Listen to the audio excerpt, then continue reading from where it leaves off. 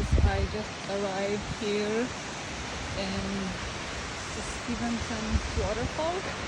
It is so pretty, but the water was more than right now a week ago. Apparently I came a little late and it's stunning here. Usually other people recommend that people should come early in the morning. That's right, but I came here at 4 o'clock, 4 p.m. and I started like jogging pretty much. Super hot. I didn't know it's going to be hot like this.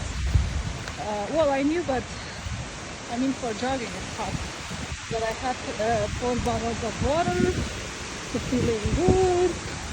Yeah, it's really pretty. But the water is less comparing to last year. So, yeah, it's just more beautiful than the video because I'm watching the video and it is more beautiful when you look at it from the video. But I'm the only one here, so I kind of feel and it's stunning. Anybody who loves hiking, I recommend you come here. California, Fresno, Stevenson,